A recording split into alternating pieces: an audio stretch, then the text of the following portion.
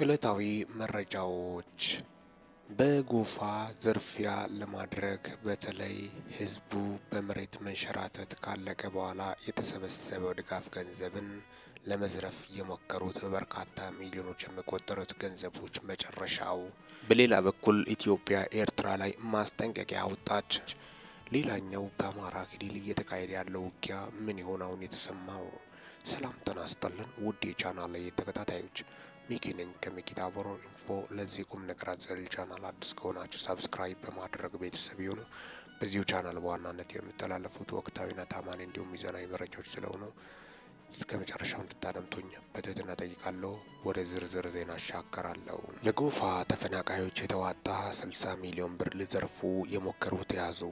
በደቡብ ኢትዮጵያ ክልል ጎፋ ዞን በመሬት መንሸራተት ለተፈናቀሉ ዜጎች የተዋጣ ከ60 ሚሊዮን ብር በላይ ከባንክ አውጥቶ ሊዘርፉ ሞክረዋል የተባሉ ሰራተኞችና የስራ ኃላፊዎች በፖሊስ ቁጥጥር ስር ዋሉ። ሰራተኞቹና ኃላፊዎቹ የተያዙት ብሩን ከአዲስ አበባ ንግድ ባንክ ሸገር ቅርንጫፍ በቼክ ለማውጣት እንቅስቃሴ እያደረጉ ባሉበት ወቅት ነው ተብሏል። ተጠርጣሪዎቹ ለግላቸው ሊያውሉት ነበር የተባለው 60 ሚሊዮን 276883 ብር እንደሆነ ነው የወጡት መረጃዎች። ገንዘቡ በዞኑ ገዜ ጎፋ ወረዳ ኬንቾ ሻቻ ጎዝዲ ቀበሌ በተከሰተው የመሬት መንሸራተት አደጋ የተፈናቀሉ ዜጎችን መልሶ ለማቋቋም ከተለያዩ የህብረተሰብ ክፍሎች የተሰበሰበ ነው። ተጠርጣሪዎቹ ብሩን ከባንክ ሊያወጡት የሞከሩት ቀደም ሲል ተሰርቶ ቮይድ የተደረገ ወይም የተሰረዘ የቼክ ቅጥልን በመጠቀም ነው ሲል የጎፋ ዞን መንግስት ኮሚኒኬሽን በመግለጫው አስታውቋል። ተጠርጣሪዎቹ በቁጥጥር ስር ሊውሉ የቻሉት ለጎፋ ዞን አስተዳደር በደረሰው ጥቆማ መሰረት በተደረገ ክትትል መሆኑን የጠቀሰው መግለጫው በአሁኑ ወቅት ተጠርጣሪዎቹ በአዲስ አበባ ፖሊስ ቁጥጥር ስር እንደሚገኙ አስታውቋል። የዞኑ መንግስት ኮሚኒኬሽን በቁጥጥር ስር የዋሉ ተጠርጣሪዎችን ብዛትም ሆነ የነበራቸውን የስራ ድርሻና ኃላፊነት በመግለጫው አልጠቀሰም። ሚዲያ ተጨማሪ ማብራሪያ ለማግኘት ወደ ዞኑ መንግስት ኮሚኒኬሽን የስራ ኃላፊ ቢደውልም በመግለጫው ከተጠቀሰው ውጪ የሚሰጡት ተጨማሪ መረጃ እንደሌለ ገልጿል። ይሁን እንጂ ቀጣይ የምርመራው ሂደት ሲጣራ ተከታትሎ የሚያሳውቅ መሆኑን ዞኑ በመግለጫው ጠቁሟል። በደቡብ ኢትዮጵያ ክልል ጎፋ ዞን ጎፋ ወረዳ ኬንቾ ሻቻ ጎዝዲ ቀበሌ ሐምሌ 15 ቀን 2016 ዓ.ም በተከሰተው የመሬት መንሸራተት በመቶዎች የሚቆጠሩ ሰዎች ህይወታቸው ማለፉ ይታወሳል። በአደጋው ከቀበሌው የተፈናቀሉ ነዋሪዎችን መልሶ ለማቋቋም በሀገር ውስጥና በውጭ የሚገኙ ኢትዮጵያውያንና ድርጅቶች የገንዘብና የቁሳቁስ ድጋፍ ሲያደርጉ መቆየታቸው ይታወቃል። ወደ ሌላ መረጃ፣ የጸጥታ ችግሩን ተከትሎ በአማራ ዝርፊያና እገታ ተባብሷል።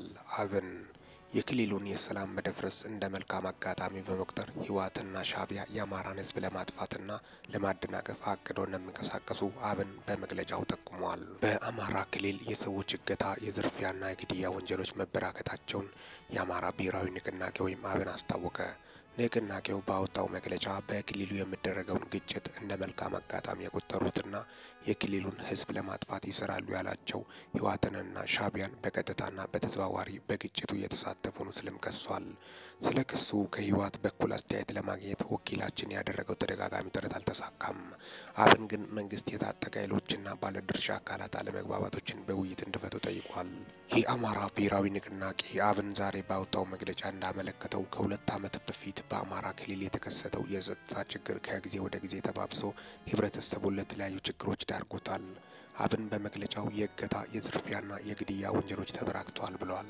የአማራ ብሔራዊ ንቅናቄ አብን ባወጣው መግለጫ እንዳመለከተው ከ2 ዓመታት በፊት በአማራ ክልል የተከሰተው የጸጥታ ችግር ከጊዜ ወደ ጊዜ ተባብሶ ህብረተሰቡን ለተለያዩ ችግሮች ዳርጎታል።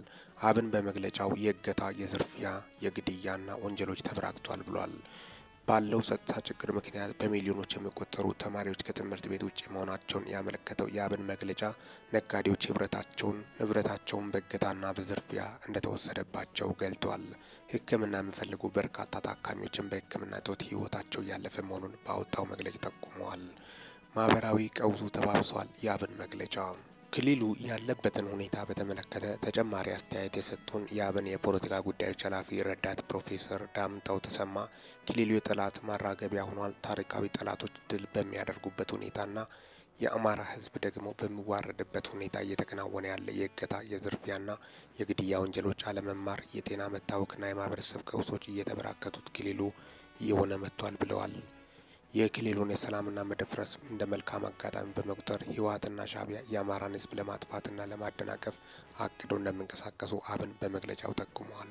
ወላዋዮቹ የጸጥታ ችግሩን አባብሶታል ስለመባሉ ዳምጠው ተሰማ የአብን የፖለቲካ ጉዳዮች ኃላፊ ከመንግስት ወይም ከታጣቂ ቡድኖች ጋር ያልሆነ ሚናቸው የማይታወቅ ኃይሎች ይህ የጸጥታው ችግር እንዲባባስ እያደረጉ ያሉ አካላት መኖራቸውን ረዳት ፕሮፌሰር ዳምጠው ተናግረዋል። እንዴት ስንል ጠይቀናቸዋል። እየወላወለ ያለ ከተቋምም ሆነ ከመንግስት ከተቃዋሚም ከመንግስትም ያልሆነ ጠዋት ከመንግስት ሌላ ጊዜ ደግሞ ከተቃዋሚ ጋር ግንኙነት ያላቸው አካላት የጸጥታውን ችግር እያባባሱ በመሆናቸው ከድርጊታቸው ይቆጠቡ ነው ያሉት። የግጭትና የጦርነት ፖለቲካ ዘላቂ መፍትሄ አያመጣም ያለው የአብን መግለጫ መንግስትና የታጠቁ ኃይሎች ለድርድርና ለውይይት በር እንዲከፍቱ ጠይቋል። የክልሉ ህዝብም ይህ እውን እንዲሆን የራሱን ድርሻ እንዲወጣ አብን ጠይቋል። የአማራ ብሔራዊ ንቅናቄ አብን በአማራ ክልል የተፈጠረው የጸጥታ ችግር በህዝቡ ላይ እያደረሰ ያለውን ሁለንተናዊ ጉዳት ለተለያዩ አካላት ለማሳወቅ ባሻገር ተጨባጭና ዘላቂ መፍትሄ እንዲመጣ እየሰራ እንደሆነ በመግለጫው አመላክተዋል። በሌላ መረጃ ኢትዮጵያ ደብዳቤ ላከች። ኢትዮጵያ ኤርትራ ላይ እርምጃ እንደምትወስድ አስጠንቅቃለች።